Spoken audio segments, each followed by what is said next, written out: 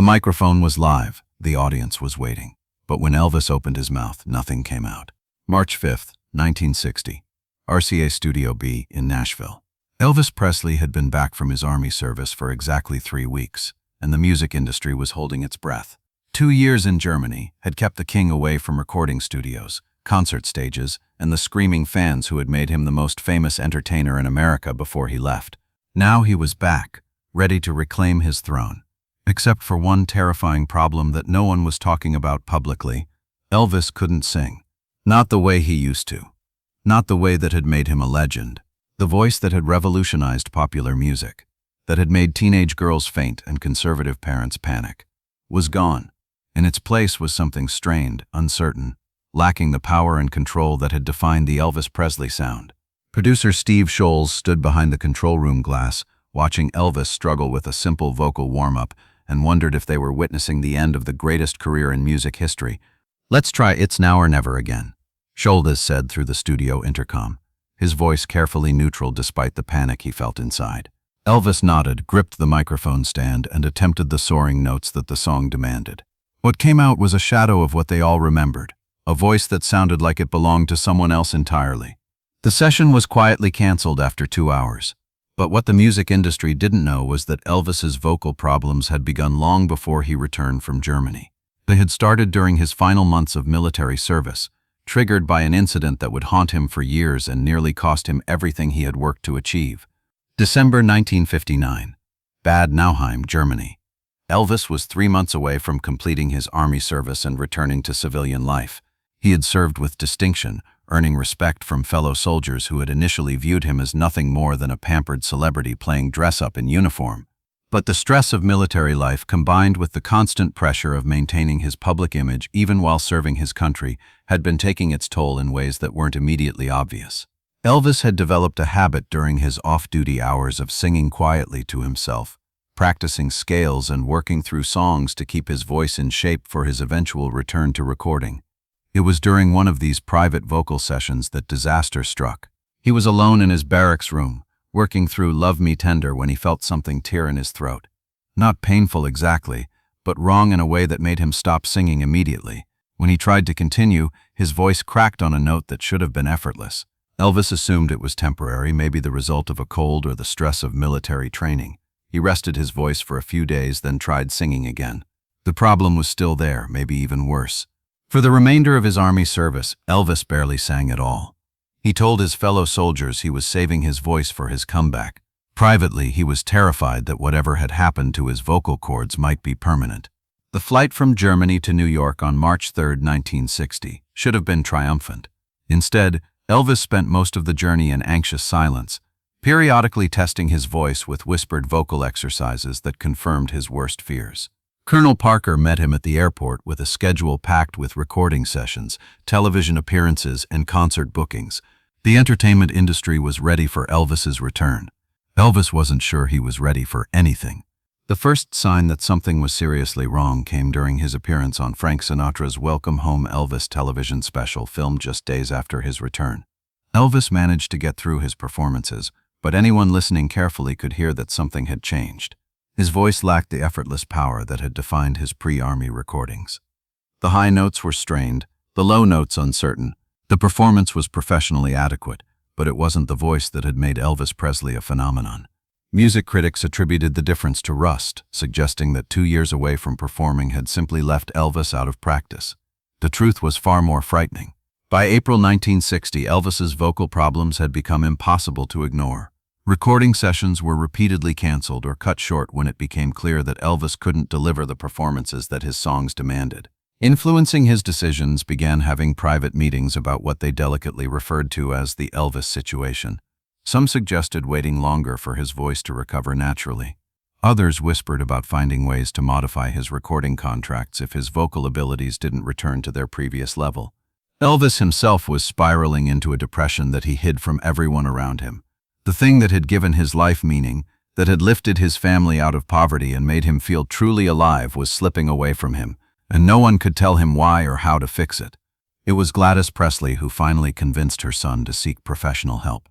"Baby," she said during a quiet moment at Graceland, "you can't fix what's wrong if you don't know what's broken.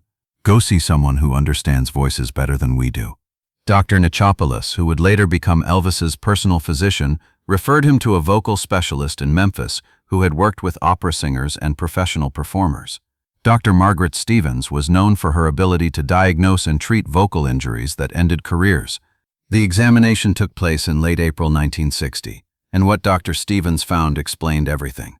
Mr. Presley, you have what we call vocal cord nodules, small growths on your vocal cords that are interfering with their ability to vibrate properly.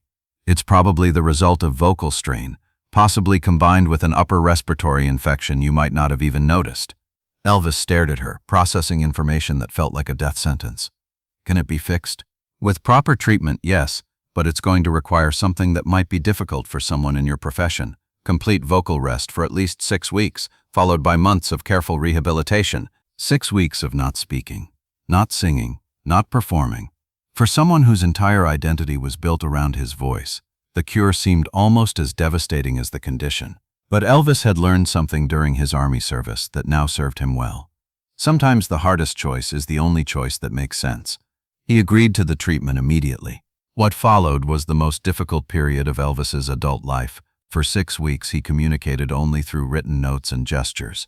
He canceled all professional commitments, telling the press that he was taking time to rest and spend time with family after his military service. The silence was torture. Elvis would find himself opening his mouth to sing along with records, then remembering he couldn't. He would start to call out to someone, then catch himself and reach for a pen instead. But the hardest part wasn't the physical discomfort. It was the fear that dominated every quiet moment. What if this didn't work? What if his voice never came back the way it was? What if Elvis Presley, the performer, had died in a German barracks room and nobody had bothered to tell him? The first test came after 6 weeks of complete silence. Dr. Stevens cleared Elvis to attempt gentle vocal exercises, nothing more than simple humming and basic scales. Elvis sat at the piano in Graceland's music room, his hands shaking slightly as he positioned his fingers on the keys. Gladys sat nearby, her own nervousness obvious despite her attempts to appear calm. He started with the most basic exercise possible, a simple hum on middle C. The sound that emerged was weak, uncertain, nothing like the powerful instrument he remembered. But it was sound. It was his voice, changed but present. Over the following weeks, Elvis worked with Dr. Stevens to slowly rebuild his vocal strength. The exercises were tedious, repetitive, nothing like the joyful expression that singing had always been for him. But gradually, incrementally, his voice began to return. By July 1960, Elvis was ready to attempt his first real song since the treatment began. He chose Are You Lonesome Tonight, a ballad that would showcase his vocal control without requiring the aggressive power of his rock and roll numbers. What emerged from his mouth that day surprised everyone, including Elvis himself. His voice was different than before, smoother in some ways, more controlled, with a depth and maturity that hadn't been there before his army service. The forced silence had done more than heal his vocal cords. It had somehow transformed his instrument into something richer, more nuanced, capable of emotional expression that exceeded even his pre-army abilities. The recording of Are You Lonesome Tonight became one of Elvis's most beloved performances, showcasing a vocal maturity that critics attributed to his military service and growing artistic sophistication. Few knew how close that voice had come to disappearing forever. Dr. Stevens later described Elvis's recovery as remarkable, not just medically but personally. Most performers who lose their voice go through a period of panic and depression. Elvis used the silence as an opportunity for reflection and growth. When his voice returned, it was informed by everything he had learned during those months of quiet. The experience changed Elvis's relationship with his own voice in fundamental ways. He became more protective of his vocal health, more aware of the physical demands of performing, more grateful for the gift that had been temporarily taken from him. But perhaps most importantly, the months of silence had taught Elvis that his identity extended beyond his ability to sing. He had discovered reserves of strength and patience that he didn't know he possessed. He had learned that sometimes the most important growth happens when you're forced to be still. The first concert after his vocal recovery took place at the International Hotel in Las Vegas in 1969, nearly a decade later. By then, Elvis's voice had evolved into the powerful, nuanced instrument that would define his later career. But those who were closest to him during the silent months of 1960 always remembered a different Elvis. The man who had faced the possibility of losing everything that defined him and had found ways to grow stronger in the darkness. The 6-month silence that nearly destroyed Elvis Presley's career became the foundation for some of his greatest artistic achievements. Songs like Can't Help Falling in Love, Suspicious Minds, and If I Can Dream showcased vocal abilities that were deeper, more emotionally resonant, and more technically accomplished than anything he had recorded before his army service. Music historians often point to Elvis's military service as the dividing line between his early rebellious period and his mature artistic phase. What they didn't know was that the real transformation happened not in Germany but in the quiet months at Graceland, when Elvis learned to listen to silence and discovered that sometimes losing your voice is the only way to find it again. The lesson served him well throughout the remainder of his career. When faced with challenges, personal, professional, or artistic, Elvis remembered the months when he couldn't sing and found strength in the knowledge that he had survived worse and emerged stronger. Dr. Stevens continued to monitor Elvis's vocal health throughout the 1960s, and she often marveled at how he had turned a potentially career-ending crisis into an opportunity for growth. Most people would have been destroyed by what happened to Elvis in 1960, she once observed. He used it as a chance to become better than he had ever been. The silence that threatened to end Elvis's career became the pause that allowed him to discover new depths in both his voice and his character. Sometimes the most important music happens in the spaces between the notes. And sometimes the greatest performers are the ones who learn to find their voice not just when they're singing, but when they're forced to be quiet and listen to what really matters.